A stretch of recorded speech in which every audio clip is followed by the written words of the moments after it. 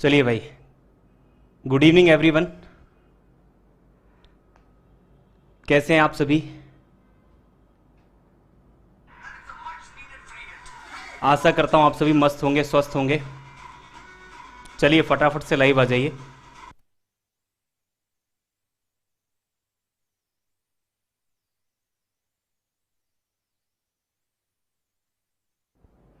एक बार फटाफट से कमेंट करेंगे, क्या आप मुझे देख पा रहे हैं, सुन पा रहे हैं, आवाज़ प्रॉपर आ रही है, सब कुछ ठीक है? काफ़ी दिनों के बाद आप सभी से मेरी मुलाकात हो रही है। देख करके आप सभी को अच्छा लग रहा होगा और मुझे भी आप सभी को देख करके, महसूस करके बहुत अच्छा लग रहा है। चलिए, आप सभी के कमेंट में देख पा रहा हूँ, पढ़ पा रहा हूँ, सुन पा रहा हूँ। मयंक गुप्ता, वैभव तिवारी, राम नारायण, मुकेश, मनु राजपूत, लोकेंद्र पांडे, महेंद्र राजपूत, दीक्षा रघुवंशी, शिवम लोधी, शिशुपाल लोधी, लोकेंद्र, सूरज, सभी के नाम मैं देख पा रहा हूँ, पढ़ पा रहा हूँ।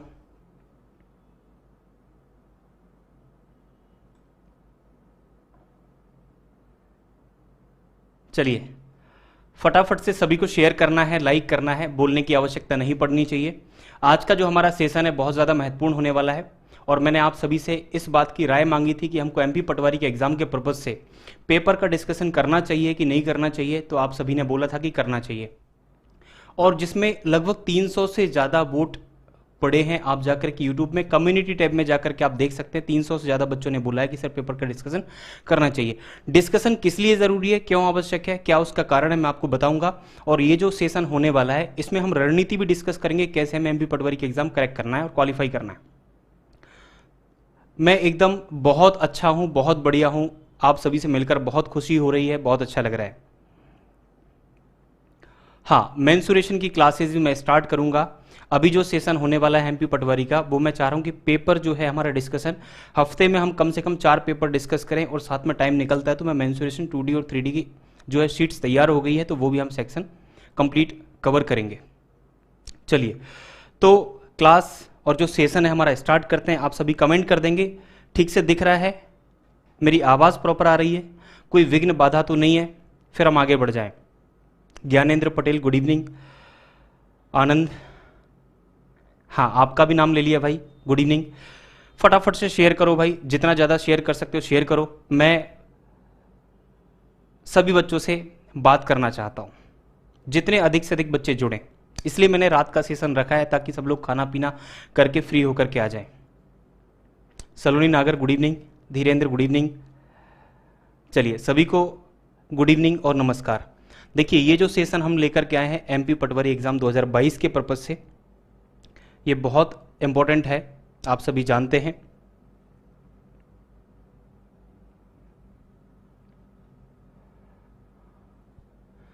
ठीक है, दिख रहा है आप सभी को? इसमें टारगेट मैंने 20 में से 20 लिखा है। 20 में से 20 इसलिए लिखा है, ये मैथ्स की हम बात कर रहे हैं, 20 में से 20 आसानी से आ भी सकते हैं और 20 प्रश्न आते भी हैं एग्जाम में। ठीक है, ये फ्री डिस्कशन रहेगा, लाइव रहेगा यूट्यूब पर, इसी प्रकार से जो मैं अभी दे रहा हूं आपको।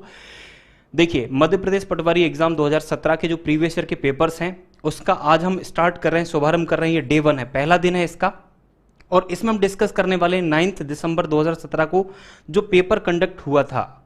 9 दिसंबर 2017 को शिफ्ट 1 में जो पेपर हुआ था, आपको मालूम है इसके पहले 2017 में 9300 के आसपास वैकेंसी पटवारी की आई थी और अभी उसका 1/3 वैकेंसी मतलब 3000 के आसपास वैकेंसी आने वाली है।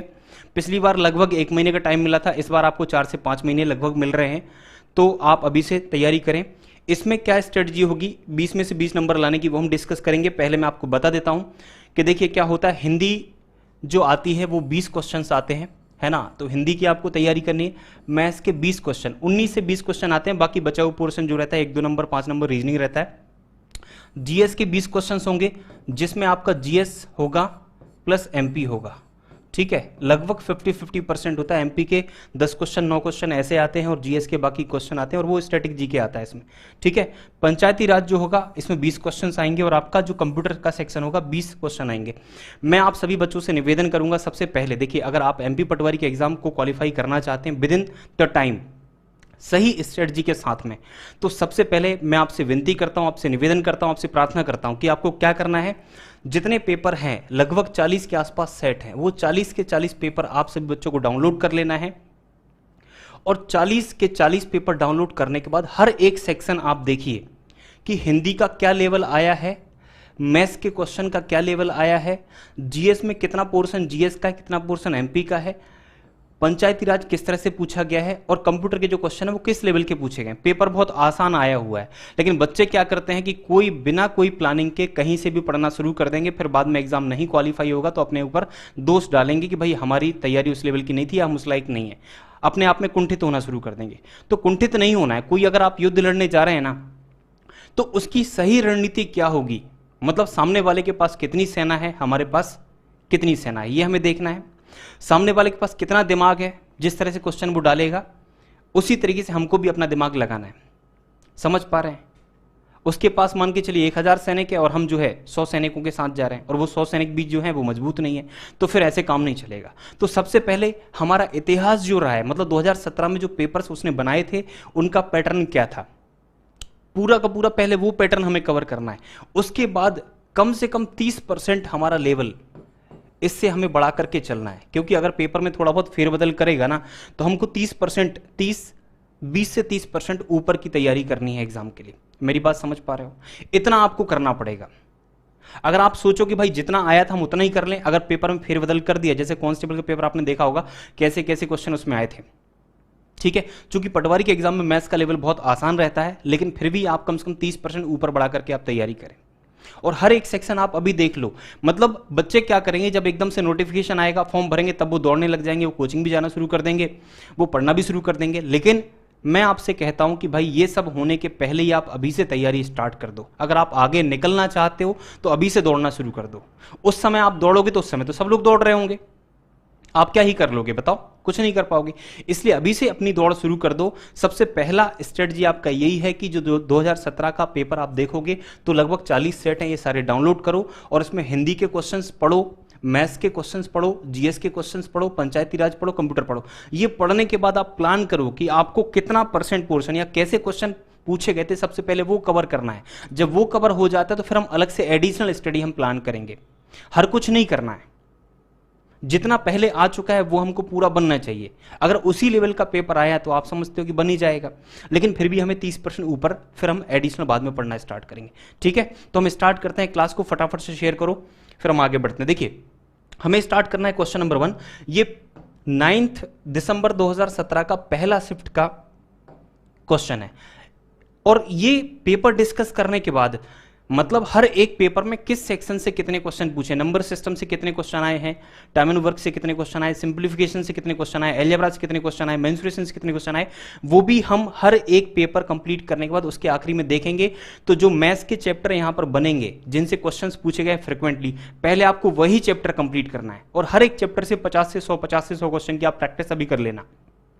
जो सेक्शन यहां पर पूछे जा रहे हैं उन्हीं से क्वेश्चन पहले, उसके बाद जो रिमेनिंग पोर्शन होगा वो आपको करना है। ऐसे नहीं कि भाई ज्योमेट्री से क्वेश्चन कभी पूछे नहीं है और ज्योमेट्री पढ़ने में लगे हुए हैं, समझ रहे हैं?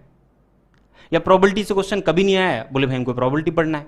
या परम्यूटेशन कॉम्बिनेशन क्वेश्चन आज तक नहीं आया पटवारी में सपोज करो, और परम्यूटेशन कॉम्बिनेशन पढ़ रहे हैं। कोऑर्डिनेट ज्योमेट्री क्वेश्चन नहीं आया, मतलब कोऑर्डिनेट ज्योमेट्री पढ़ रहे हैं। तो ऐसा नहीं करना है। जिनसे क्वेश्चन पूछा गया पहले वो चैप्टर हम तैयार करेंगे, ठीक है। जिनसे क्वेश्चन नहीं पूछा है हमको उनको छूना भी नहीं है, उनको हम बाद में एडिशनल सपोर्ट के लिए तैयार करेंगे अगर पूछ लिया तो। अभी नहीं, अभी आपको केवल क्या करना है, जो आया है उससे। चलिए, हाँ, इन सब्जेक्ट की जो बुक होगी ना, आप बुक के बारे में पूछ रहे हैं, अभी कुछ दिनों में बुक्स आ जाएंगी मार्केट में। मुझे पता जैसे चलेगा कि ये वाली बढ़िया बुक है, मैं देख लूंगा, रिव्यू देख लूंगा, उसके बाद आपको सजेस्ट कर दूंगा। अभी फिलहाल में आप जो आपके कोर सब्जेक्ट हैं, जैसे सपोज करिए हिंदी है तो हिंदी आपके पास बुक होगी, लूसेंट की बुक होगी, या हिंदी ग्रंथ अकादमी की बुक होगी, वो आप देख लो। मैथ्स की जो आपके पास बुक हो आप देख लो। रीजनिंग के बहुत सारे क्वेश्चंस नहीं पूछे गए, बहुत सारे क्वेश्चंस पूछे गए, कौन से चैप्टर से पूछे गए, कौन से नहीं पूछे गए। तो जो चैप्टर पूछे गए होंगे हम वो चैप्टर तैयार करेंगे पहले। मैथ्स में जो चैप्टर्स पूछे गए वो हम तैयार करें, ठीक है। कंप्यूटर की बुक आप देख लो। आप भी मार्केट में जाकर के देखिए बढ़िया बुक कौन सी है, थोड़ा सा रिसर्च करिए, यूट्यूब पर भी देखिए, बहुत सारे एजुकेटर्स बताते भी हैं, ठीक है। चलिए, तो सबसे पहले फटाफट से कमेंट करो भाई, क्या आंसर होगा इस क्वेश्चन का, क्या आंसर होगा, फटाफट से कमेंट करो जल्दी जल्दी। हाँ, संजना पटेल का आंसर आया है, रामनारायण का आंसर आया है, नीरज रघुवंशी है, शुभम सिंह ठाकुर, वैभव तिवारी। चलिए, कौन सा ऑप्शन है? Option number A, very good. देखो ये सवाल आपने क्या किया है, यहां पर समीकरण दिए हैं, 2 समीकरण दिए, इसमें एक्स और वाई के हल पूछे, मतलब एक्स और वाई की वैल्यू पूछी। तो आप लोग क्या कर रहे होंगे कि भाई 2x प्लस 3y बराबर कितना दिया, 8 दिया है, और 5x प्लस 4y बराबर कितना दिया, 13 दिया है, ये दिया है। हमें x और y की वैल्यू बतानी। तो ये सब लोग कर लोगे इस तरीके से, लेकिन आपको करना क्या है, आपको करना ही है, देखो आपको इस तरीके से लिखना है। जो पहली इक्वेशन है ना, अगर फटाफट क्वेश्चन को करना चाहते हो तो मैंने क्रॉस मल्टीप्लाई वाली मेथड बताई है कि यहां पर देखिए जो x की वैल्यू है, हम x की वैल्यू पहले निकालेंगे, ठीक है। तो यहां पर आप लिख दीजिए 2x और यहां पर आप लिख दीजिए कितना, 5x। 2x और 5x लिख दिया। अब जो y के कोफिशिएंट्स हैं उन कोफिशिएंट्स को नीचे उतारिए, यहां पर 3 लिखिए और यहां पर कितना लिखिए, 4 लिखिए। और जो यहां पर कांस्टेंट वैल्यू है उसको इसके नीचे लिखिए, यहां पर 8 आएगा और यहां पर 13 आएगा। इस तरीके से आप लिख लीजिए। पहली इक्वेशन मैंने यहां लिखी और दूसरी इक्वेशन यहां लिखी, कुछ नहीं, इस तरीके से अरेंज करना है। 2x है, जो साइन है देखो ये प्लस का 2x है, ये प्लस का 3 है, प्लस का 8 है, यहां पर प्लस का 5x है, यहां पर 4 है, यहां पर 13, ये मैंने ऐसे उतार दिया। अब हमने क्लास के अंदर पढ़ा होगा क्रॉस प्रोडक्ट वाली मेथड, मतलब हमें x का मान निकालना है तो हम क्या करें, इस टर्म का यहां गुणा करेंगे और यहां गुणा करेंगे। बात समझ रहे हैं, समझ रहे हैं। तो देखो 4 का गुणा 2 में, 4 दूनी कितना हो गया, 8x लिख दो, यहां पर कितना हो गया, 8x। और यहां पर इसका गुणा करो तो कितना हो जाएगा, बोलो आप कहेंगे 3 5 15x, यहां पर हो गया कितना, 15x। और यहां पर गुणा करोगे तो कितना हो जाएगा, 13 3 39। और यहां पर देखो यहां से 8 चौके 32। बस इतना सा करना है आपको, फटाफट से करना है। देखो सबसे पहले इसका गुणा यहां पर करना, इसका गुणा यहां पर करना, फिर इसका गुणा यहां पर करना, इसका गुणा यहां पर करना, और जल्दी से डिफरेंस निकाल देना। डिफरेंस, डिफरेंस देखो यहां पर कितना डिफरेंस आ रहा है, तो 15x और 8x में अंतर कितने का है, तो आप कहेंगे भाई 7x का अंतर कितना है, 7x बराबर लिखना। और यहां पर अंतर कितना है, देखो 32 39 में डिफरेंस कितना है, 7x का, सॉरी 7 का डिफरेंस है। कितने का डिफरेंस है, 7 का डिफरेंस है। तो यहाँ 7 से 7 कट गया तो x की वैल्यू कितनी आ गई, बोलो 1 आ गई। इस तरीके से करना, x की वैल्यू 1 आ गई। जब x की वैल्यू 1 आ गई तो यहाँ पर पुट करो 1 इंटू 2 कितना हो गया, 2, 2 यहाँ से गया तो कितना हो गया, बोलो आप कहेंगे भाई 6 आ गया। तो यहाँ पर 3y की वैल्यू कितनी आ गई, बोलो 6 आ गई। तो y बराबर कितना होगा, तो y बराबर हो जाएगा 3 दूनी 6, मतलब 2 आ गया। तो ये हमारा आंसर बन गया। जब भी इस तरह की इक्वेशंस को आप सॉल्व कर रहे होंगे, इस तरीके से अरेंज करके आप करेंगे, फटाफट से आपका आंसर बन जाएगा। अदरवाइज आप लोग क्या करने लग जाएंगे, आप लोग इसमें एलिमिनेशन मेथड लगाएंगे या सब्स्टिट्यूशन लगाएंगे, विलोपन विधि लगाएंगे या फिर प्रतिस्थापन लगाएंगे। वो सब चीजें नहीं करना, हमें क्या करना है, ये मेथड का यूज करना है। इसका फटाफट से आप लिखिए और सॉल्व करिए, ठीक है, बन जाएगा सभी को। हाँ, तीर चलाना है, जितने तीर आप चला सकते हैं उतने तीर आपको चलाना है। ये मेथड मैंने क्लास में डिस्कस की थी, आप लोगों को पढ़ाया होगा तो आपको मालूम है। चलिए अगले सवाल पे आइए, फटाफट से आंसर करेंगे। सवाल नंबर 2, इतना आसान सवाल, देखो इतना आसान सवाल। बहुभुज जिसकी 8 भुजाएं होती हैं वो कहलाता है, क्या कहलाता है, बोलो ऑक्टागोन कहलाता है। खत्म क्वेश्चन। जिसकी 8 भुजाएं होती हैं वो अष्टभुज कहलाता है, जिसकी 6 भुजाएं होती हैं वो षटभुज कहलाता है, जिसकी 5 भुजाएं होती है वो पंचभुज कहलाता है, जिसकी 10 भुजाएं होती है वो दसभुज कहलाता है। ठीक है, ये इंग्लिश नाम लिखे हुए इनके।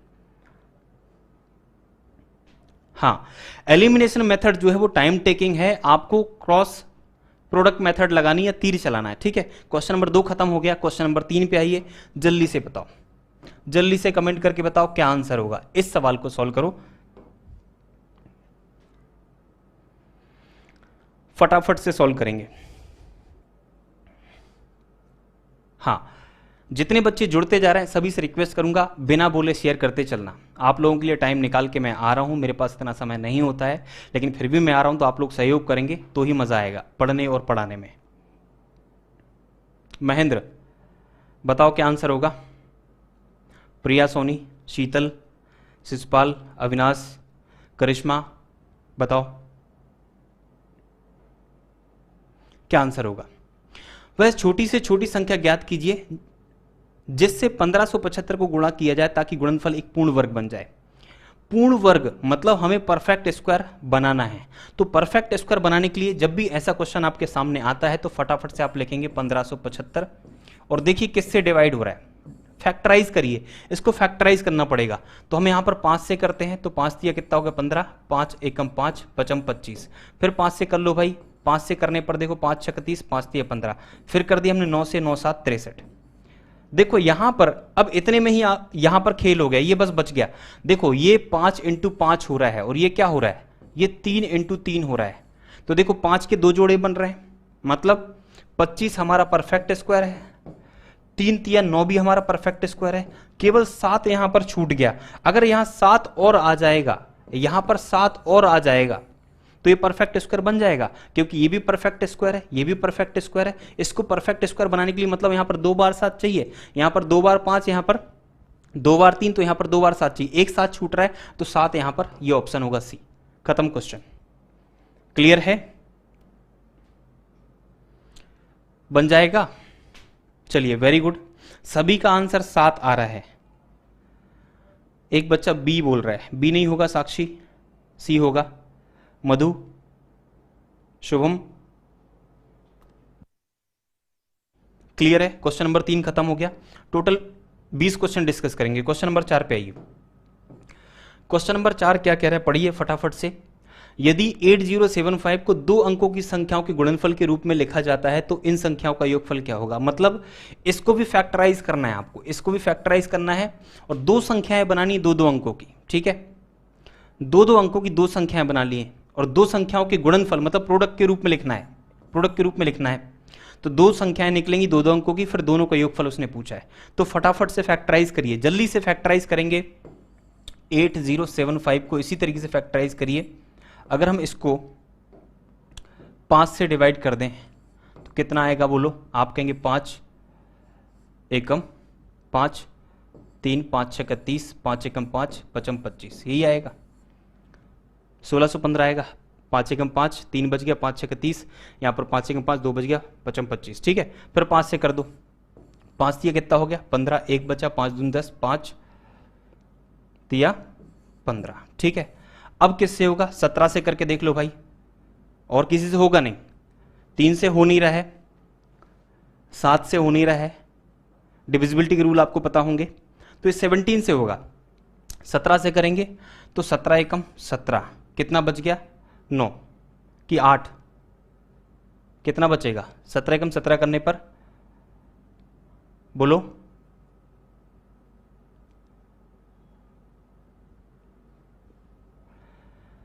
यहां से 17 दूनी 34,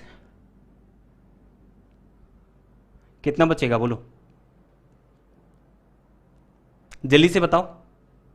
अरे 17 से डिवाइड करोगे तो 17 दूनी 34 कर लो आप, 2 एक्स्ट्रा ले लिया तो 17 से आप कितना कम करोगे।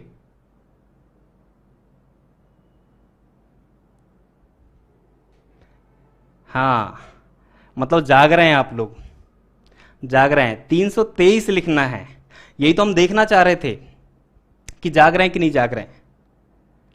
सही पकड़े हैं, हाँ बिल्कुल। नहीं तो पता चल रहा है कि सर जो करते चल रहे हैं वही चल रहा है, बस अपना दिमाग लगाने नहीं है। यहां पर मिस्टेक कर दिया था मैं जानबूझ के, बताओ। हाँ, अगर हम इसको काटते हैं 5 से तो 5 तिया 15 हो गया, ठीक है। 5 तिया 15 हो गया, 5 दूनी 10 हो गया और 5 तिया 15 हो गया, 323 आएगा बिल्कुल। अब देखो यहां से 17 से करो, 17 एकम 17, कितना बच गया बोलो, 15 बच गया, तो 17 नंबर 153 हो गया।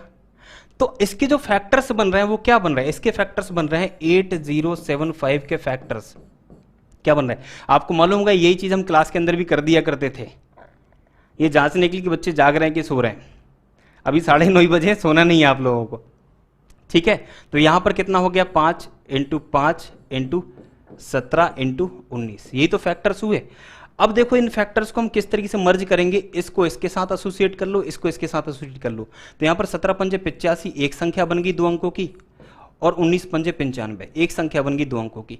तो इसको 2 अंकों के गुणनफल के रूप में हम कैसे लिख सकते हैं, 8075 को 2 अंकों की 2 संख्याओं के गुणनफल के रूप में, एक संख्या ये है, एक संख्या ये, 2 संख्या बन गई, इनके गुणनफल करेंगे तो ये संख्या आ जाएगी। तो इन्हीं दोनों संख्याओं का योगफल उसने पूछा है, मतलब 85 और 95 को जोड़ को आपको बताना है तो कितना हो जाएगा बोलो। आप कहेंगे भाई 180 हमारा उत्तर हो जाएगा, खत्म। क्लियर है, कितना हो जाएगा, हाँ 180 आ गया। तो ऐसा सवाल एग्जाम में पूछा गया है एमपी पटवारी के। तो इस तरीके सवाल आपको देखना है, छोड़ना नहीं है। मतलब फैक्टराइज करना आपको बहुत प्रॉपर तरीके से आना चाहिए, और फैक्टराइज आप करना चाह रहे हैं तो डिविजिबिलिटी आप याद रखिएगा। मतलब 3 की विभाजकता से लेकर के कम से कम, नहीं तो आप 37 तक की डिविजिबिलिटी तक आपको याद रखना है, क्योंकि ये मैं बता रहा हूं व्यापम के एग्जाम में मैंने देखा है कि यहां तक की डिविजिबिलिटी तो पूछी ही जाती है, इससे क्वेश्चंस बन जाते हैं। तो नंबर सिस्टम यूट्यूब पर पड़ा है, डिविजिबिलिटी मैंने कराई है, उसमें आप देख लेना। चलिए अगले सवाल पे आइए, सवाल नंबर 5। ये बहुत बढ़िया सवाल है, मतलब ये डेटा बहुत आसान है, लेकिन यहां पर जो ऑप्शंस दिए पढ़ने में आपको कंफ्यूजन थोड़ा सा होगा जल्दबाजी में, इसलिए आराम से करना। बताओ, देखो अब्दुल 100 प्रश्नों वाली पुस्तक के 25 प्रश्न पढ़ता है, मतलब अब्दुल जो है, अब्दुल कितने पेज पढ़ता है भाई? 25 पढ़ता है। अकबर ने उसी किताब का और जो अकबर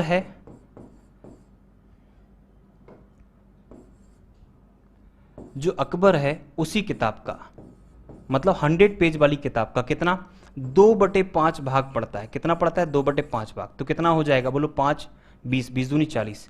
तो अकबर पढ़ता है 40 पेज और अब्दुल पढ़ता है 25 पेज। बताओ अब्दुल कितना पढ़ता है? 25, अकबर पढ़ता है कितना? 40। अब ये स्टेटमेंट्स आपको देखने ध्यान से। ये वाले क्वेश्चन में एरर था व्यापम में, उसने वहां पर लिखा भी है, कुछ कंट्रोवर्सी हुआ था, हालांकि हमने करेक्ट डेटा लिया है यहां पर। तो 1-2 क्वेश्चंस कई बार गलत भी आ जाते हैं सेट में, ये भी ध्यान रखना है आपको। बताइए भाई, फटाफट बताइए कौन सा आंसर होगा डेटा को देख के। देखिए इसमें लिखा हुआ है अब्दुल ने अकबर का, देखो क्या पूछ रहा है, निम्नलिखित में से, ये चीज ध्यान से पढ़ा करो, क्या निम्नलिखित में से कौन सा कथन सही नहीं है? सही नहीं है मतलब सही है नहीं बताना है, सही नहीं है बताना है, ठीक है? सही नहीं है, क्लियर है? ये उसने पूछा है, सही नहीं है। अब यहां पर देखो क्या कह रहा है, अब्दुल ने अकबर का आधा पढ़ा। क्या? अब्दुल ने अकबर का आधा पढ़ा। तो अब्दुल ने अकबर से आधा पढ़ा है कि नहीं पढ़ा? तो ये तो क्या हो गया? गलत हो गया। क्या हो गया? गलत हो गया। ये जो गलत हो गया यही तो उसने पूछा है कि सही नहीं है। कौन सा सही नहीं है? तो ए वाला सही नहीं है। इसका मतलब बाकी सही होने चाहिए, बाकी सभी क्या होने चाहिए? सही होने चाहिए। तो सही देख लो आप, एक बार आप चाहो तो मैच करके भी देख सकते हो, अदरवाइज हमारा पहले में ही आंसर आ गया तो हमें कुछ करने की जरूरत नहीं है, ठीक है? देखो इसको देखोगे, अब्दुल से ज्यादा पढ़ा किसने? पढ़ा ज्यादा, अब्दुल से ज्यादा पढ़ा अकबर ने, ठीक है? अकबर ने क्या किया? अब्दुल से ज्यादा पढ़ा है, तो अकबर तो अब्दुल से ज्यादा पढ़ ही रहा है, तो ये वाली बात सही है, ये वाली बात सही है। इसी प्रकार से ये भी सही होगा, अकबर ने अब्दुल के दोगुने से 10 पन्ने कम पढ़े हैं। मतलब क्या? अकबर ने क्या किया? अब्दुल के दोगुने से, तो अब्दुल का दोगुना करो, 25 दूनी 50, 50 से 10 पन्ने कम, मतलब ये बात भी सही है, ये भी सही है। तो यहां पर ये तीनों स्टेटमेंट, ये भी सही होगा, ये भी देखना आप, ये तीनों स्टेटमेंट सही है। जो गलत था ना वो पूछा है, इसलिए क्या आंसर होगा? ए आंसर होगा। अब इन क्वेश्चन में जल्दबाजी में बच्चे कुछ का कुछ करके चले आते हैं, उसके बाद बोलते हैं यार मेरा क्वेश्चन ये गलत हो गया। तो यहां पर छोटी सी गलती होने की संभावना है, इसमें सावधानी रखना है। इस तरह के क्वेश्चन में हमेशा सावधानी रखना है, ठीक है? चलिए बढ़े आगे, क्वेश्चन नंबर 5 खत्म हो गया। चलिए क्वेश्चन नंबर 6 पे। ये क्वेश्चन भी बहुत आसान है, बहुत आसान है, बस गलती नहीं करना। देखो क्या लिखा है, 2 का कौन सा घात, 2 का कौन सा घात 2/10 का आधा है। 2/10 का आधा मतलब 2/10, यहां पर सॉरी 2 बोल रहा हूं मैं, 2 की पावर 10 का आधा। क्या बोला उसने? 2 का कौन सा घात 2 की पावर 10 का आधा है? बोलो महेंद्र बताओ। 2 की घात 10, 2⁻10 का आधा, कौन सा आंसर? जल्दी बताओ फटाफट। एक बच्चा कह रहा है बी है, एक बच्चा कह रहा है बी है, ठीक है।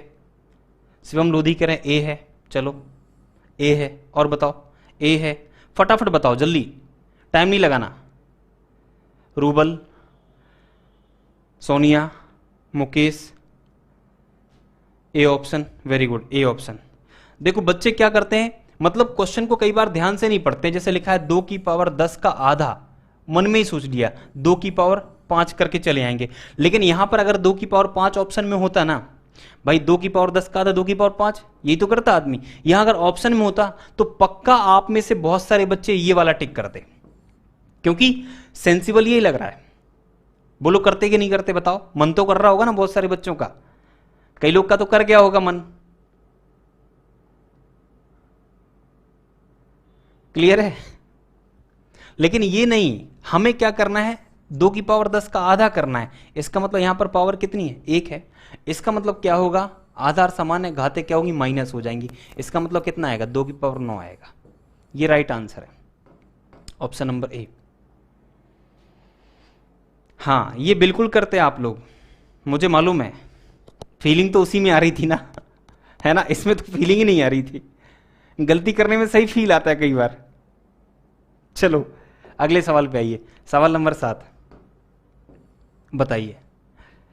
अब ये सवाल देखो, यदि एक आयत का विकर्ण 65 सेंटीमीटर है और एक भुजा 63 सेंटीमीटर है, दूसरी भुजा की लंबाई बताइए। इतना आसान सवाल है कि हम कुछ बता नहीं सकते आप लोगों को।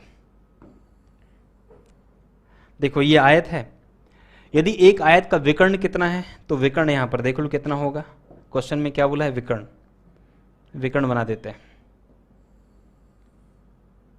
ठीक है, ये विकर्ण हो गया। तो आयत का विकर्ण जो है वो कितना है, 65 है, और एक भुजा कितनी है बोलो, 63 है। तो ये वाली भुजा बतानी है, पाइथागोरस से निकालने लग जाओगे आप लोग, बोलो।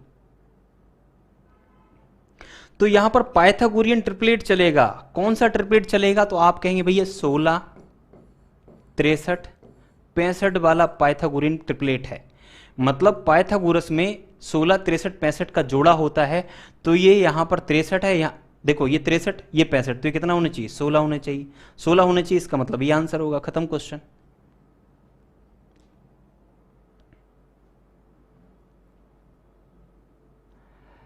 बोलो हाँ या ना, बन जाएगा। तो अगर ट्रिपलेट याद होंगे तो आप जल्दी कर पाओगे, अदरवाइज बहुत सारे बच्चे क्या करेंगे, बहुत सारे बच्चे ये करेंगे, इसको कुछ ना कुछ मान लेंगे, इसको x मान लिया, फिर बोलेंगे 65 का स्क्वायर बराबर होता है 63 का स्क्वायर प्लस x का स्क्वायर। व्यापम के बच्चे यही करेंगे। फिर पाइथागोरस से इसको कैलकुलेट भी करना पड़ेगा, और बहुत सारे बच्चे यही कैलकुलेशन धरा जाएंगे। तो ये सब चीज नहीं करनी है एग्जाम में, ये याद कर लो, ये याद कर लो, डेटा फिक्स है ये डेटा। और डेटा कुछ मैंने यहां पर लिखा हुआ है, ये डेटा आप अपने पास में उतार लें या इसका स्क्रीनशॉट ले लें। व्यापम के पर्पज से या एसएससी के पर्पज से या किसी भी एग्जाम के पर्पज से, ये पाइथागोरियन ट्रिपलेट, जो बच्चे कंपटीशन की तैयारी कर रहे हैं, इतने ट्रिपलेट्स को याद रखें कम से कम। एसएससी में कुछ और भी बढ़ जाते हैं, देखो यहाँ पर 3 4 5 है, 5 12 13 8 15 17 7 24 25 9 40 41 11 60 61 12 35 37 16 63 65, देखो ये वाला था, इससे क्वेश्चन आया है ना। और यहाँ पर 20 21 29, इतना डेटा आपको याद रखना है, ये आपके एग्जाम के पर्पज से बहुत इंपॉर्टेंट है। सबको याद होने चाहिए, रटे हुए होने चाहिए। अगर पेपर निकालना है तो तैयारी पहले से रखो, बेहतरीन तैयारी रखो, वहां पर निकालने मत लग जाना। चलो क्वेश्चन नंबर 8 पे आइए, फटाफट से करेंगे क्वेश्चन नंबर 8। अब एक क्वेश्चन एवरेज का आता है, और एवरेज का इतना आसान सवाल हमेशा मिलेगा आपको। निर्मला पटेल हेलो, हाँ बताइए। ये डेटा मुश्किल से देखो, एक कितने टर्म है यहां पर, 1 2 3 4 5 टर्म में ही क्वेश्चन पूछे गए एवरेज के। इतना आसान सवाल आता है, सभी बच्चे कर लेंगे, इसको बताने की आवश्यकता नहीं है। सभी को जोड़ना 1 2 3 4 5 है ना। तो नंबर ऑफ ऑब्जर्वेशन कितने हैं, ऑब्जर्वेशन कितने हैं, तो आप कहेंगे 5 है। और सम ऑफ ऑब्जर्वेशन आपको ऊपर लिखना है, इसके इनका सम ऑफ ऑब्जर्वेशन जो होगा वो ऊपर लिखना है। तो क्या हो जाएगा, एवरेज आ जाएगा, एवरेज आ जाएगा। ठीक है, कर लोगे।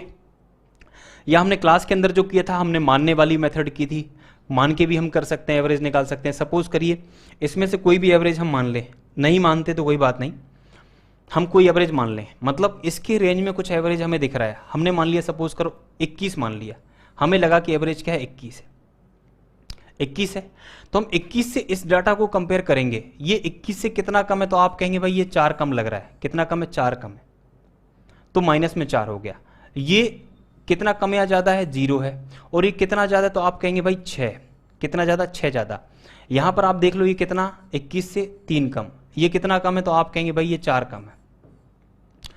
तो इस पूरे डेटा को, ये तो देखो एवरेज हमने माना है, इस पूरे डेटा को हमें क्या करना है, सम कर लेना। ठीक है, तो यहां पर आप देख लो 6 है प्लस का, और बाकी माइनस में कितना डेटा है, 4 और 4 8 3 11, माइनस के 11। तो माइनस के 11 में से कितना 6 गया, तो कितना हो गया बोलो, माइनस का 5 हो गया। और माइनस के 5 में ऑब्जर्वेशन कितने हैं, 1 2 3 4 5, तो हम 5 से डिवाइड कर देंगे तो कितना आ जाएगा, माइनस का 1। तो जो एवरेज हमने माना है उसमें से हम 1 कम कर देंगे, कितना आ गया 20। तो एक्चुअल में एवरेज हमारा कितना आएगा, 20। ये मैंने क्लास के अंदर बताया था आपको। हाँ, जिनको ये मेथड नहीं पता है, जो बच्चे नए हैं, तो वो कुछ ना करें, दिमाग नहीं लगाना है। इतना छोटा डेटा है, जोड़ने में कोई तकलीफ नहीं होने वाली है। सभी को जोड़ लीजिए, सभी को जोड़ेंगे तो कितना आ जाएगा बोलो, सभी को जोड़ने पर कितना, 5 डेटा है, 1 2 3 4 5, तो 20 पंचे 100 बन जाएगा, 100 बनेगा, 5 से डिवाइड कर देना तो कितना आ जाएगा, 20 आ जाएगा। कोई दिमाग नहीं लगाना, 20 आंसर हो जाएगा। ठीक है, चलो अगले सवाल पे आएंगे। सवाल नंबर 9। इतना आसान सवाल पूछा गया एग्जाम में। देखिए, दिए गए समीकरण का मूल्यांकन करना है। मूल्यांकन में कुछ भी नहीं करना है, यहां से आप देख लीजिए x का मान निकालना है। तो ऊपर है 625, इसको हम लिख सकते हैं कितना, ऐसा लिख सकते हैं 625, और यहां पर लिख सकते हैं रूट में 125, अलग अलग लिख सकते हैं। मतलब आपको ये रूल पता ही है सभी बच्चों को कि अगर एक रूट के अंदर 2 वैल्यू लिखी है a/b रूट में, तो इसको हम रूट a लिख सकते हैं और यहाँ पर रूट b लिख सकते हैं। इससे आप ये बना लोगे, फिर आप देखोगे ये परफेक्ट स्क्वायर है, कितना बनेगा, 25 बाहर निकलेगा। और इसमें 125 में क्या लिखा है, 5 × 5 × 5 ये लिखा हुआ है। तो यहाँ से कितना हो जाएगा, 5√5। तो इस पूरे की जगह पे आप ये कर लोगे तो यहाँ से कितना आ गया बोलो, 25/5 और बराबर कितना है, x/√5 है। √5 से √5 कट जाएगा, इससे ये कट जाएगा और इससे ये कट जाएगा 5। तो क्या बच रहा है, x बराबर केवल 5। खत्म क्वेश्चन, x बराबर हो जाएगा 5। या मन में भी करा जा सकता था। ठीक है, यहां से 25 निकल रहा है, यहां से 5√5 निकल रहा है, तो 5 से 25 कट गया 5 बार, और √5 से √5 कट जाएगा। ठीक है, तो ये हो जाएगा। क्लियर है, तो बस केवल 5 बचेगा, ये आपका आंसर हो जाएगा। बड़े, चलिए अगले सवाल पे आ जाइए। सवाल नंबर 10।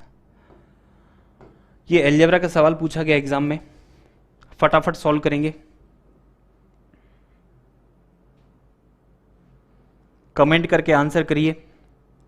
महेंद्र, करिश्मा, शिवम, मयंक, सभी बच्चे कमेंट करते चलिए। सोनिया, रामनारायण, करिश्मा, बताओ सभी को आ रहा है समझ में। चलिए, एक क्वेश्चन पूछा गया, ये धनात्मक पूर्णांक है x y z, सभी क्या है, पॉजिटिव है, ये पॉजिटिव इंटीजर है। इसने यहां पर दिया है कि भाई x × y कितना है, x × y बराबर दिया है 14, और y × z बराबर कितना दिया है, तो उसने दिया हुआ है 10, और z × x बराबर कितना दिया बोलो, तो आप कहेंगे 35 दिया है। तो हमें x + y + z निकालना है। क्या निकालना है, x + y + z, ये निकालना था। तो कुछ नहीं करना, बस इनको फैक्टराइज कर लो। यहां पर आप एक काम करिए, 2 × 7 बनाइए। यहां पर कितना करेंगे, ठीक है, 2 × 7, या यहां पर 7 × 2 करिए। ठीक है, 7 × 2 हो गया। यहां पर 2 × 5 करिए, इसको फैक्टराइज करना है। फिर यहां पर कितना हो जाएगा, z, मतलब 5 × कितना, यहां पर 7, ये बनेगा। अब कंपैरिजन करेंगे हम अगर, तो देखो x का मान कितना हमने लिया 7, तो y का मान कितना हो गया 2, y का मान कितना है 2 है, तो z का मान कितना है 5, z का मान अगर 5 है तो x का मान कितना है 7 है। आ गया, मतलब x की वैल्यू कितनी है 7 है, तो y की वैल्यू कितनी है 2 है, तो z की वैल्यू कितनी है 5 है। तो 7 और 7 कितना बन गया, 14 आंसर हो गया। कितना हो गया, 14 हो गया। इस तरीके से आप सेटिस्फाई कर सकते हो। क्लियर है, 14 आंसर होगा। अब आप में से कहेंगे सर इसकी मेथड क्या है सॉल्व करने की, तो मेथड मैं आपको बता देता हूं क्या है। आपको कुछ भी नहीं करना था, यहां पर लिखा है x × y बराबर कितना है बोलो, आप कहते 14 है, तो y × z बराबर कितना है, तो आप कहेंगे भाई 10 है। तो यहाँ पर आपको कुछ नहीं करना था, डिवाइड करना था। पहली इक्वेशन को दूसरी इक्वेशन से डिवाइड करेंगे। जैसे ही आप डिवाइड करते बच्चे तो क्या हो जाता, y से y कैंसिल हो जाता। जब ऊपर नीचे y कैंसिल हो गया तो जो y का मान होगा वो भी कैंसिल हो जाएगा। 2 से कितनी बार, 5 बार, और 2 से कितनी बार, 7 बार। तो यहाँ से x का मान 7 मिल जाता और z का मान मिल जाता 5। ठीक है, ये मिल जाता।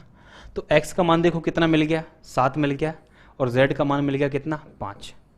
अब कुछ नहीं करना था, आप यहाँ से z का मान या x का मान किसी एक इक्वेशन में रख देते तो यहाँ से आपको y का मान भी मिल जाता। या हम कह सकते हैं 2 से कटा है तो ये जो मान कटा है ना ऊपर नीचे, जो मान कैंसिल हुआ है ऊपर नीचे y कैंसिल हुआ है, तो ये y की ही वैल्यू कैंसिल हुई है ऊपर नीचे। तो y का मान कितना हो गया, y का मान हो गया 2, तो यहाँ पर 2 हो गया। ठीक है, 5 2 7 और 7 कितना, 14 आपका आंसर हो गया। खत्म। हाँ, कंपटीशन एकदम तगड़ा होगा। वैभव मिश्रा, मेरी बहुत याद आती है।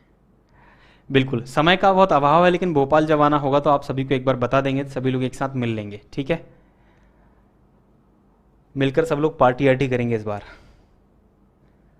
चलिए आइए, सवाल नंबर 11। ये एज का क्वेश्चन पूछा गया एग्जाम में, एज विद एवरेज।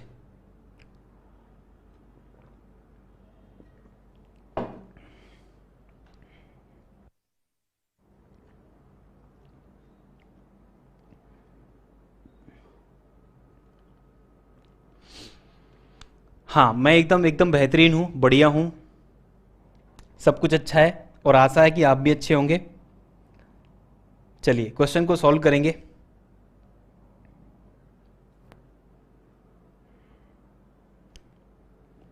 ये जो मैथ्स के पेपर पूछे गए हैं इससे 30 से 40% आप बढ़ा के लेवल तैयार करना, मैं आपसे कहूंगा, क्योंकि कोई गारंटी नहीं है कब दिमाग सनक जाए व्यापम का और किस तरह का लेवल आ जाए एग्जाम में।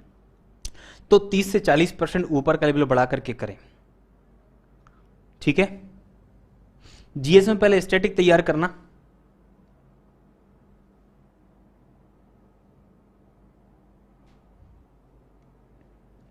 एसएससी के लिए, जीएस के लिए पहले तो आप लूसेंट पूरा पढ़ दो, कम से कम 7 से 8 बार। 7 से 8 बार आपके लूसेंट तैयार होने चाहिए। उसके बाद फिर आपको लगता है तो किसी और बुक से आप देखिए। चलिए क्वेश्चन का आंसर करिए। एक पति और उसकी पत्नी की औसत आयु 27 वर्ष थी जब उनकी 7 वर्ष पहले शादी हुई थी। भैया, एक हस्बैंड और वाइफ थे, इनका एवरेज एज कितना, 27 वर्ष था जब उनकी शादी हुई थी। कब शादी हुई थी, 7 वर्ष पहले। तो यहां पर 7 वर्ष और दे दो, तो वर्तमान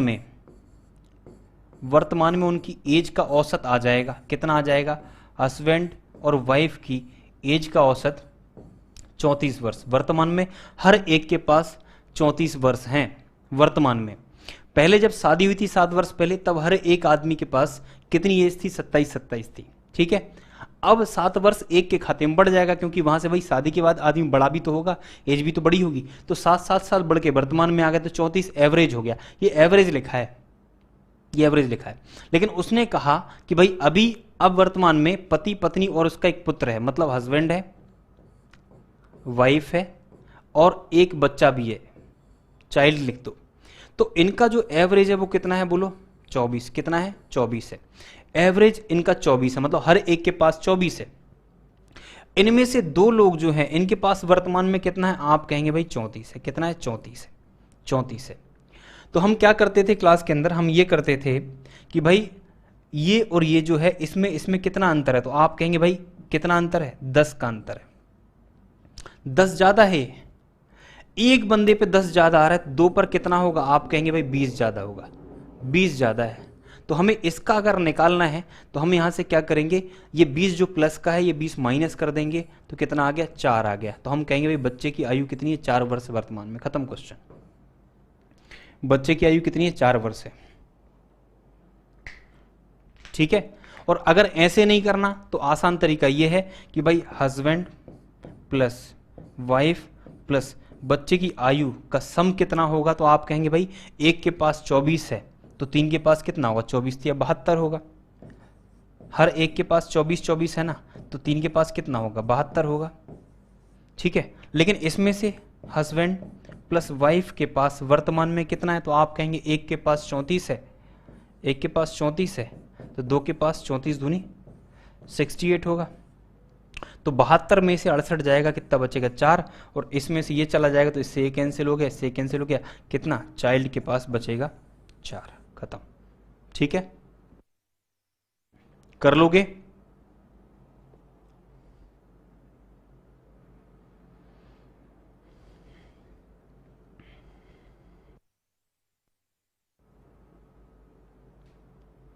हाँ, गर्मी बहुत तेज पड़ रही है भाई मेरे, केवल आप लोग नहीं पढ़ रहे हो।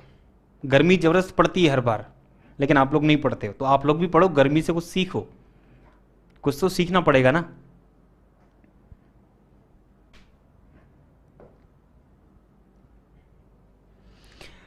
मैं आपको ये सुनाया करता था ना कि तेरे जुल्मों सितम का मैं जरिया हो गया हूं, सुना है ना आप लोगों ने कि नहीं सुना?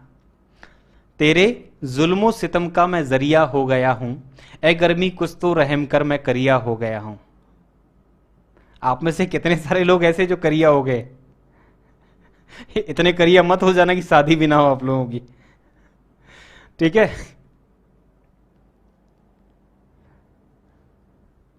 बताइए, सवाल नंबर 12।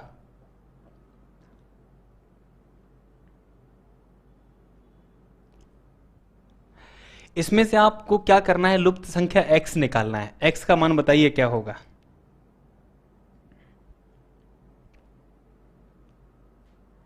बोलो, x का मान क्या होगा? देखो यहां पर कुछ भी नहीं दिया है, इतना सा दिया है, बस आपको थोड़ा सा सेंस लगाना है कि यहां पर आप अगर नोटिस करोगे तो 3 का कितना गुना, 4 गुना, 3 चौके 12, इसका कितना गुना है, बोलो 4 गुना, 6 चौके 24। तो यहां पर क्या होना चाहिए, इसका 4 गुना आना चाहिए, 2 का 4 गुना कितना आएगा, 8 आएगा, खत्म, इतना सा है।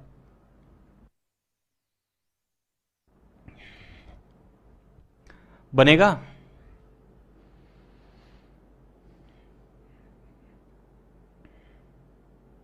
अविनाश शर्मा, नीर, तीजा, प्रकाश, यश, करिश्मा, मीनू, सभी को आ रहा है समझ में? बना पाएंगे? चलिए फटाफट से आगे बढ़ते हैं। क्वेश्चन नंबर 13, ये जो है स्पीड एंड डिस्टेंस का सवाल है। 300 मीटर लंबी एक ट्रेन एक खंबे को 0.4 मिनट में पार करती है। क्या बोला उसने? 300 मीटर लंबी एक ट्रेन है जो खंबे को पार करती है, तो 0.4 मिनट में पार करती है। 450 मीटर लंबे पुल को पार करने में उससे कितना समय लगेगा, मिनट में बताना है। बताओ भाई, ठंडे मत पड़ो, शेयर भी करते चलो, गर्मी आपको ठंडा नहीं पड़ने देगी। बोलो,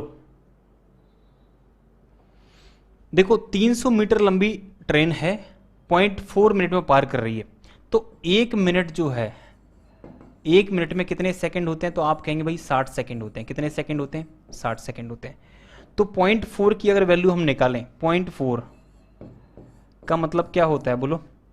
तो आप कहेंगे भाई 4/10 होता है, मतलब 2/5 होगा, यही तो होगा। इसका मतलब 0.4 की वैल्यू अगर हम निकालें, मतलब 2/5 हम निकालें इसका, तो यहां भी 2/5 से गुणा हो जाएगा, तो 5 से काटने पर कितना, 12, 12 दूनी 24, मतलब कितना, 24 सेकंड है। मतलब क्या है, 24 सेकंड।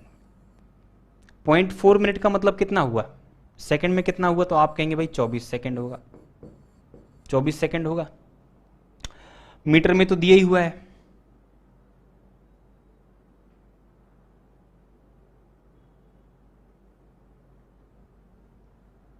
ना? ठीक है, 24 सेकंड हो गया। अब आपको कुछ नहीं करना है, देखो 450 मीटर लंबे पुल को पार करना है और यहां पर ट्रेन की लंबाई कितनी, 300 मीटर है। तो यहां पर आपको मालूम है कि भाई स्पीड बराबर क्या होता है, डिस्टेंस अपॉन टाइम होता है। तो ट्रेन की स्पीड हम निकालते हैं, डिस्टेंस कितनी कवर करती है बोलो, 300 कवर करती है। कितने टाइम में कवर करती है, 24 सेकंड में। मतलब अपने आप की डिस्टेंस कवर करेगी। जब ये खंबे को कवर करेगी तो इसका मतलब अपने आप को कवर करेगी। तो स्पीड बराबर डिस्टेंस अपॉन टाइम, इतनी डिस्टेंस चलेगी और टाइम इतना लगेगा। तो आपकी क्या आ गई, स्पीड आ गई यहाँ पर ट्रेन की स्पीड मिल गई ना। अब स्पीड आपके पास आ चुकी है, आप जानते हैं स्पीड बराबर क्या होता है, डिस्टेंस अपॉन टाइम। तो ये जो स्पीड है इसके बराबर होगा डिस्टेंस अपॉन टाइम, मतलब अब यहां पर नई डिस्टेंस और नया टाइम। ये d1 t1 है तो ये d2 t2 हो गया, ठीक है, यही होगा।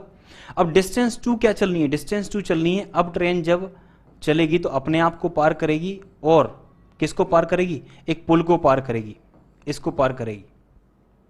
तो स्पीड ये है, डिस्टेंस ये चलना है, तो ये वाला टाइम निकालना है आपको, निकल जाएगा बिल्कुल। इसको मिटा रहा हूं मैं, देखिए 300 बटे में कितना है 24 बराबर कितना आ गया 4 3 750 बटे में कितना होगा T2 निकालना है। तो यहां पर 15 दूनी 30 और 15 पंचे 75। यहां पर देखो कितना आ जाएगा 2 और यहां पर कितना 12 पंचे 60। तो T2 मतलब क्या आ गया 60 सेकेंड। हमने सेकंड में कन्वर्ट किया था मीटर पर सेकंड के हिसाब से। 60 सेकंड का मतलब क्या हुआ 1 मिनट आंसर हो जाएगा, ठीक है, 1 मिनट इस सवाल का उत्तर होगा।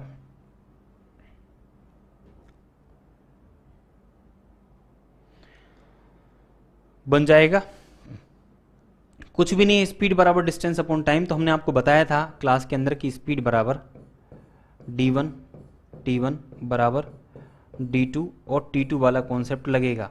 और जो बच्चे स्पीड एंड डिस्टेंस पढ़ना चाहते हैं यूट्यूब पर सारा का सारा लेक्चर पड़ा हुआ है कंप्लीट, है ना, 7-8 लेक्चर पढ़े हुए हैं, उसमें 100 क्वेश्चन के आसपास मैंने कराए हुए हैं, तो ढूंढ लेना आप लोग, पढ़ लेना जिसका कंप्लीट नहीं हो, ठीक है। 13 खत्म हो गया, क्वेश्चन नंबर 14 पे आइए। क्वेश्चन नंबर 14 बहुत आसान सवाल है, अर्थमेटिक प्रोग्रेशन मतलब नंबर सिस्टम का है। नंबर सिस्टम का पूरा टॉपिक 20 लेक्चर पढ़े हुए हैं यूट्यूब पर, सभी बच्चे पढ़ लेना, आपका काम हो जाएगा,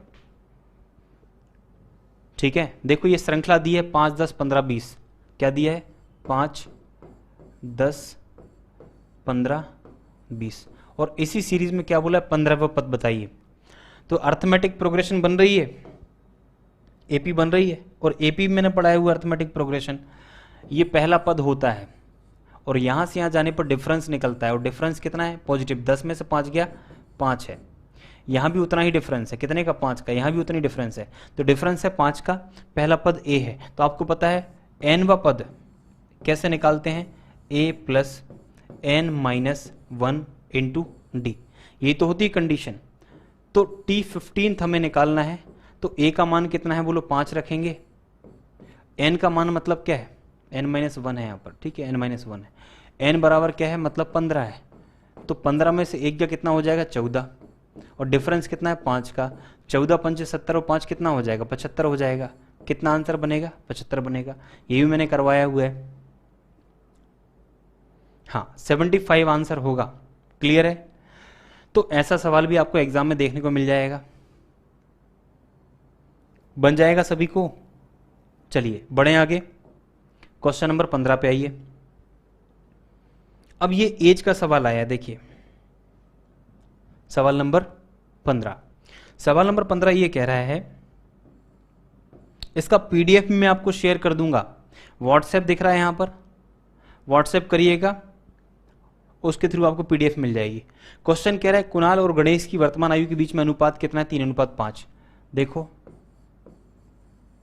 कुणाल और गणेश की वर्तमान आयु, कौन सी आयु, प्रेजेंट एज का रेशो कितना है, तो रेशो उसने यहां पर दिया हुआ है क्वेश्चन में 3:5, 3:5 किसका, वर्तमान का है।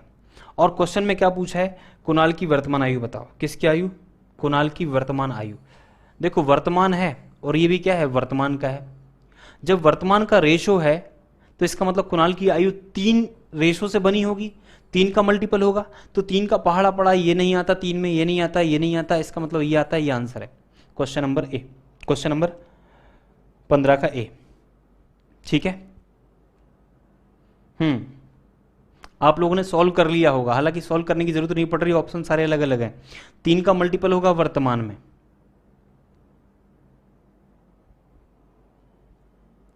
बना लोगे?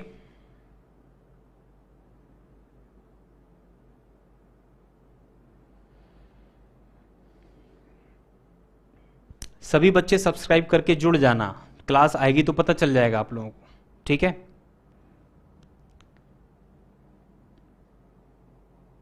हाँ, 3 का मल्टीपल होगी कुणाल की एज, इसलिए यहां पर डिविजल होगा 3 का। बताने की आवश्यकता नहीं, कॉन्सेप्ट आपको पता होगा। चलो अब देखिए क्वेश्चन नंबर क्या है, 16। क्वेश्चन नंबर 16 क्या कह रहा है? ये सवाल हमेशा आपको व्यापम में देखने को मिलेगा, बहुत इंपॉर्टेंट क्वेश्चन। क्वेश्चन में कहा जा रहा है भाई एक संख्या को 361 से विभाजित करने पर 47 शेषफल प्राप्त होता है, यदि उसी संख्या को 19 से विभाजित किया जाए तो शेषफल कितना आएगा? तो 19 दूनी 38 हो गया और 7 दो 9 हो गया। आंसर क्या आ जाएगा बोलो? 9 हो जाएगा। खत्म क्वेश्चन। डिटेल में बताऊं? अविनाश शर्मा, चलो डिटेल हम देख लेते हैं।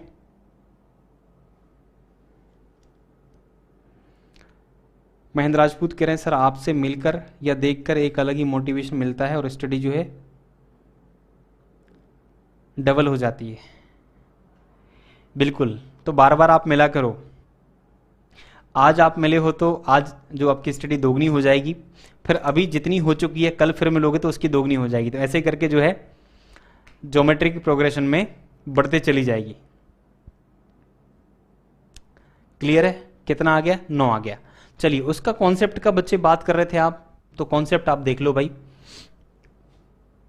देखो वर्तमान एज जो है 3:5 का रेशो, इसको x मानो और इसको भी x मानो। ये वर्तमान का है। यदि 4 वर्ष बाद कुणाल गणेश से 12 वर्ष छोटा होगा तो 4 वर्ष आगे बढ़ना है। देखो इसकी उम्र में 4 बढ़ाने हैं और इसकी उम्र में भी 4 बढ़ाने हैं। जब हम इनको बढ़ा देंगे ना 4-4, फिर हमें तुलना करनी कि भाई इसकी उम्र कितनी हो गई? 3x + 4 हो गई, और इसकी उम्र कितनी होगी बोलो? 5x + 4 हो गई। जब हम 4-4 वर्ष आगे बढ़ा के देखेंगे तो कुणाल गणेश से 5 वर्ष छोटा है। कौन छोटा है? कुणाल छोटा है। कितना वर्ष छोटा है? 5 वर्ष नहीं, 12 वर्ष छोटा है। कितना वर्ष छोटा है? कुणाल गणेश से कितना छोटा है? 12 वर्ष छोटा है।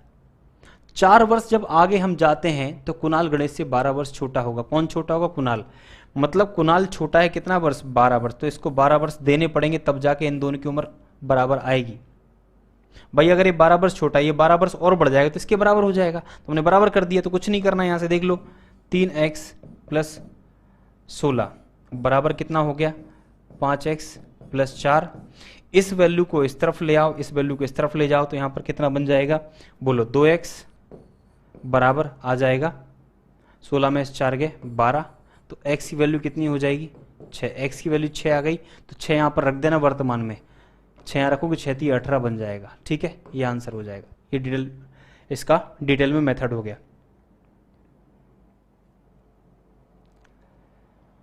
हाँ बिल्कुल, डिफरेंस सेम रहेगा। एक साथ बढ़ेंगे तो 4-4 बढ़ जाएंगे दोनों।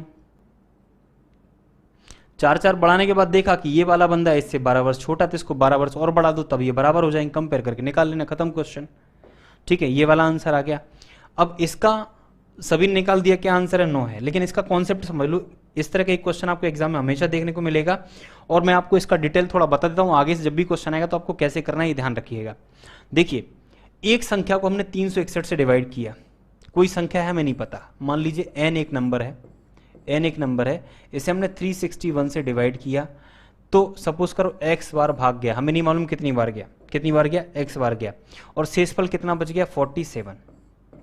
47 शेष बचा है। तो अब हमको मालूम है कि हम यहां पर भाज्य बराबर भाजक इंटू भागफल, मतलब 361 इंटू x प्लस शेषफल, ये लगाएंगे। मतलब ये हो जाएगा dividend equals to divisor into quotient plus remainder, ये थ्योरम लगाएंगे। तो यहां से नंबर आ गया। अब ये नंबर जो आ गया, ये नंबर आ गया, इसी नंबर के बारे में वो बोल रहा है। क्या बोल रहा है? कि एक संख्या को जब हमने 361 से डिवाइड किया तो शेषफल 47 प्राप्त हुआ। तो कौन सी संख्या को? तो हमने कहा भाई ये संख्या को, ये संख्या n को 361 से डिवाइड किया तब शेषफल 47 आया था। तो 361 से डिवाइड किया तो x बार गया और शेषफल इतना आया। तो ये नंबर बना लिया हमने अपने मन से, इस थ्योरम को लगा के ये नंबर बन गया। अब इसी नंबर को किससे डिवाइड करना है? इसी नंबर को n को डिवाइड करना है किससे? उसने कहा भाई 19 से हम डिवाइड करेंगे, तो क्या शेषफल आएगा? तो मैं कहता हूं कि भाई 361x प्लस 47 को हम किससे डिवाइड करेंगे? 19 से डिवाइड करेंगे।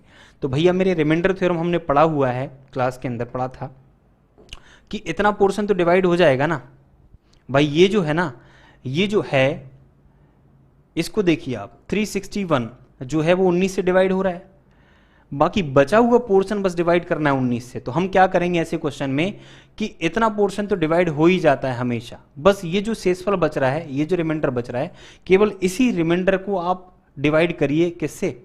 19 से, है ना। तो 19 दूनी 38, कितना बच गया? 9 बच गया, तो 9 आपका आंसर हो जाएगा,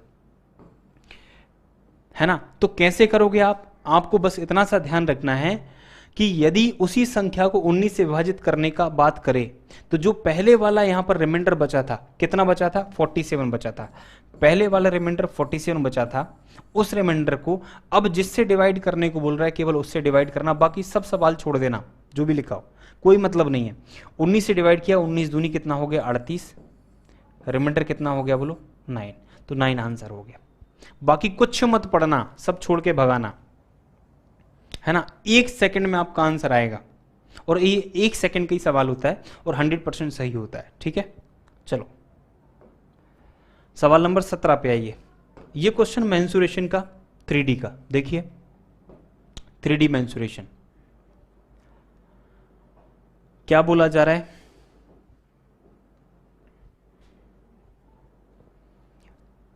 एक समान त्रिज्या और ऊंचाई वाले एक शंकु और एक बेलन के आयतन का अनुपात कितना होगा, ये बोला है उसने। देखो यहां पर एक शंकु है, मतलब कोण है, और यहां पर एक सिलेंडर है। इनकी हाइट सेम है और रेडियस भी सेम है, मतलब इसकी जो हाइट है, जो इसकी हाइट है वही इसकी भी हाइट है, और जो इसकी रेडियस है वही इसकी भी रेडियस है, दोनों की रेडियस हाइट समान है। तो आपको मालूम है इसका जो वॉल्यूम होता है वो होता है 1/3 पाई r²h होगा, सेम रेडियस सेम हाइट, और इसका जो वॉल्यूम होगा पाई r²h होता है, ये होता है।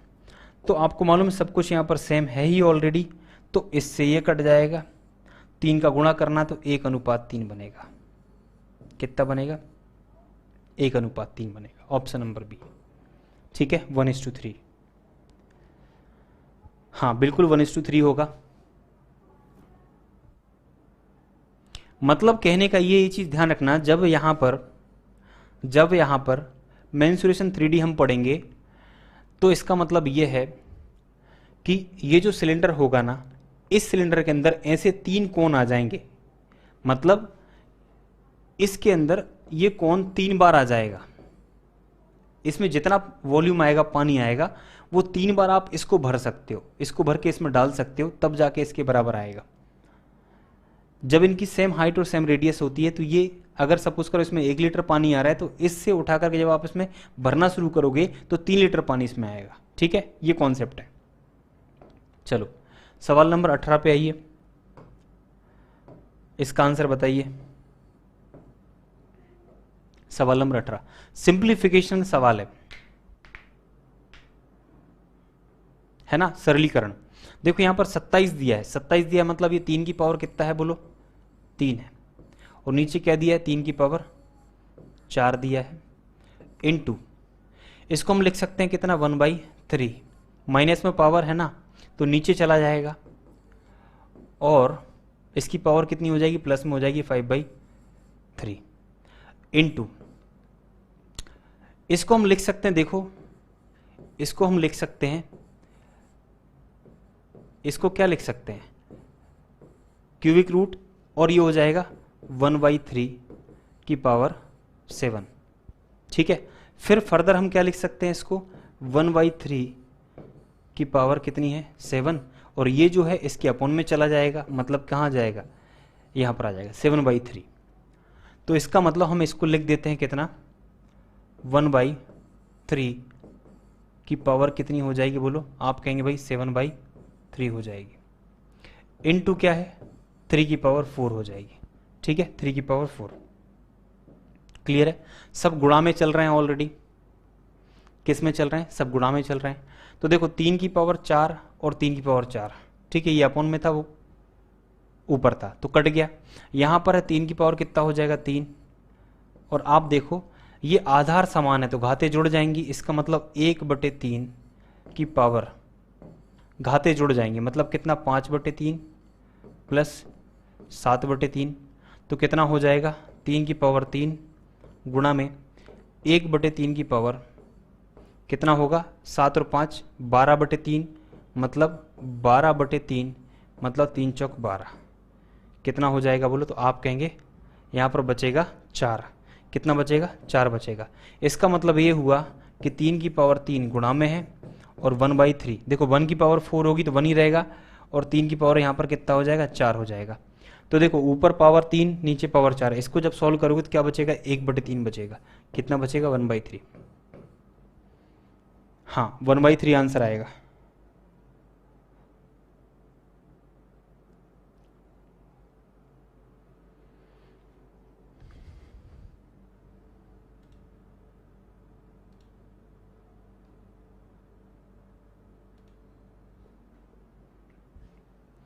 रुक रुक के नहीं चल रहा होगा, बहुत प्रॉपर चल रहा है, यहाँ से तो सब कुछ ठीक है, कनेक्शन एकदम एक्सीलेंट है, कोई दिक्कत नहीं है, बफरिंग भी नहीं होना चाहिए।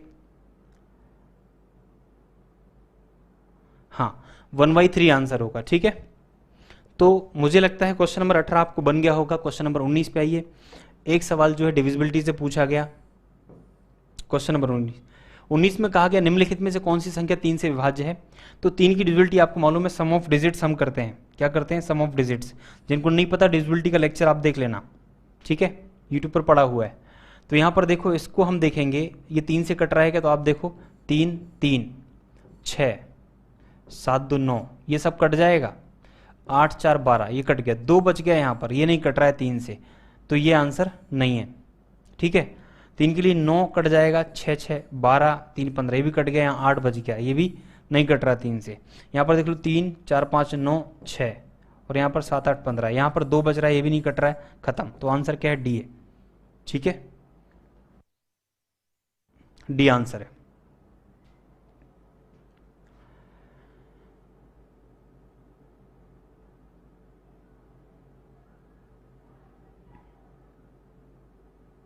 बन जाएगा। तो हमारे 19 क्वेश्चन हो गए। आज की क्लास का जो लास्ट क्वेश्चन है वो उसने पूछा था पहली शिफ्ट में एक क्वेश्चन कैलेंडर का। कैलेंडर मतलब ये किसका पोर्शन है बोलो, ये है रीजनिंग का पोर्शन। मतलब हम कह सकते हैं कि 20 में से एक क्वेश्चन, मतलब 5% क्वेश्चन, और हम कहेंगे कि टोटल अगर 100 क्वेश्चन आते हैं तो 100 में से एक क्वेश्चन आया, इसका मतलब 1% चांस। रीजनिंग का क्या है 1%, 1% पूरे पेपर में 1% चांस है रीजनिंग का, और यहां पर मैथ्स में से 20 में से एक क्वेश्चन पूछा है। तो इसका मतलब यह है कि हमें सबसे पहले मैथ्स पर ध्यान देना है, और कैलेंडर का एक क्वेश्चन पूछा था तो आप लिख लीजिए अपने पास, ये टॉपिक आपको पढ़ना है रीजनिंग का। बाई चांस यहां से क्वेश्चन बन जाए तो कैलेंडर आप तैयार कर लीजिए। देखो कैलेंडर मुझे आता नहीं है क्योंकि रीजनिंग मैं पढ़ाता नहीं हूं, बहुत सारे लोग पढ़ाते होंगे ऑलरेडी, तो आप वहां से पढ़ लेना। तो इसका जवाब भी आपको ही तैयार करना है, ठीक है। बस ये एक क्वेश्चन पहली शिफ्ट में पूछा गया था, तो ये टॉपिक सबसे पहले तैयार करो क्योंकि यहां से क्वेश्चन बन सकता है, वो भी 1% चांस है, ठीक है। लेकिन तैयार करना, और कोई जो है रीजनिंग से नहीं पूछा गया क्वेश्चन, क्लियर है। तो ये आपको करना है। अब हम एनालिसिस करते हैं किसका, पहली शिफ्ट में, मतलब 2017 में जो क्वेश्चंस बने उसका हम यहां पर एनालिसिस कर रहे हैं कि भाई किस किस टॉपिक से क्वेश्चन पूछा गया। देख लीजिए, दिख तो रहा होगा, परसेंटेज से कोई क्वेश्चन नहीं आया, लेकिन कॉन्सेप्ट बिल्डिंग के लिए परसेंटेज जरूरी है। प्रॉफिट लॉस से एक भी क्वेश्चन नहीं आया। रेशियो प्रोपोर्शन का एक क्वेश्चन आया है जिसमें कुणाल का और गणेश का एज का रेशियो दिया था, बस वो क्वेश्चन है, वो हम कह सकते हैं एज में भी काउंट हो जाएगा।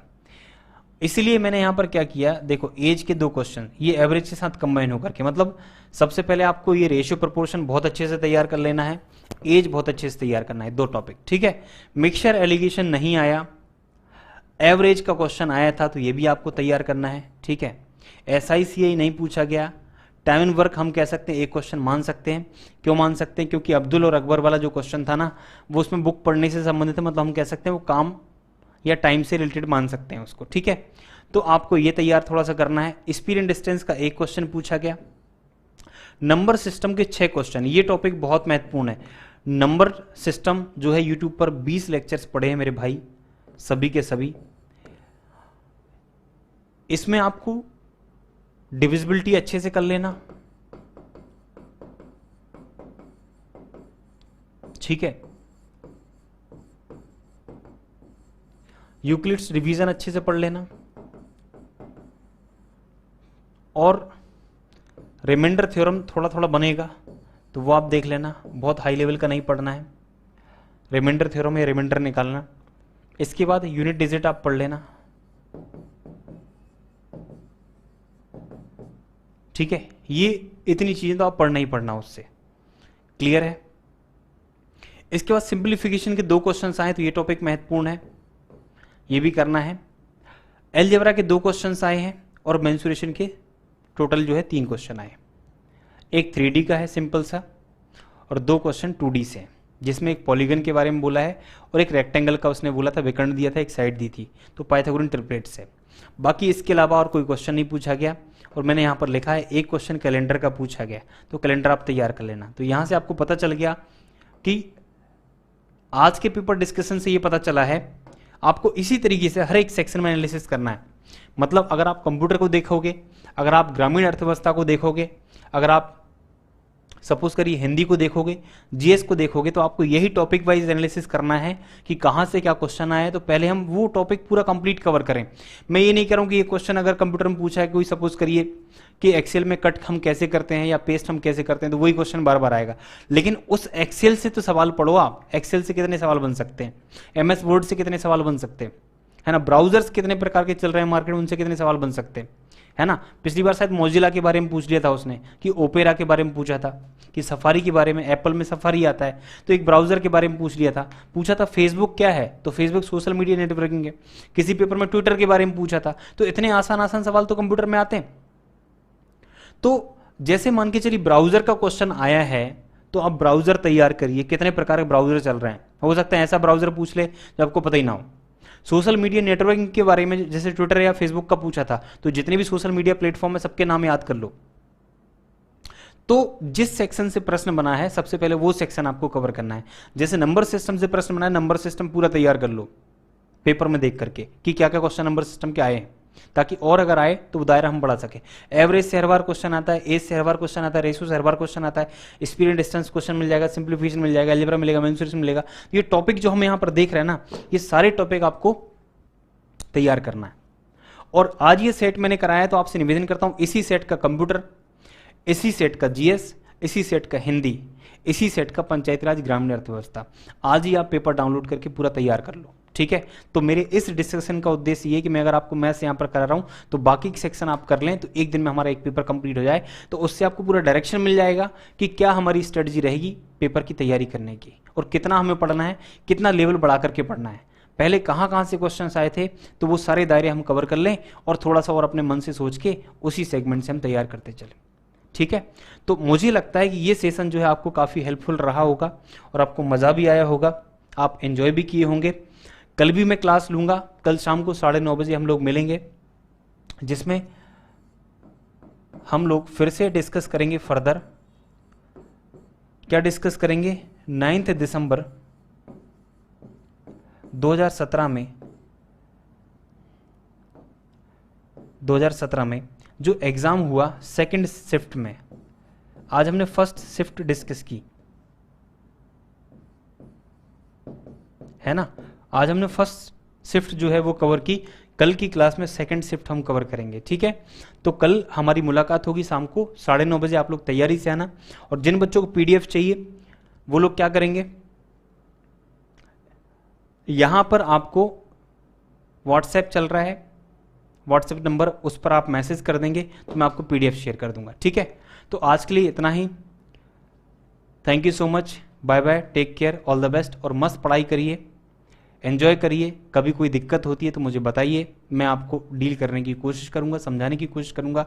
बहुत सारे बच्चे डिमोटिवेट भी होते हैं, बहुत सारे बच्चों की लाइफ में उतार चढ़ाव भी चलते हैं, तो कई बार कंसिस्टेंसी भंग हो जाती है, मन नहीं लगता पढ़ाई करने में। तो हम सब लोग मिलकर के प्रयास करेंगे कि आपका सिलेक्शन हो, ठीक है।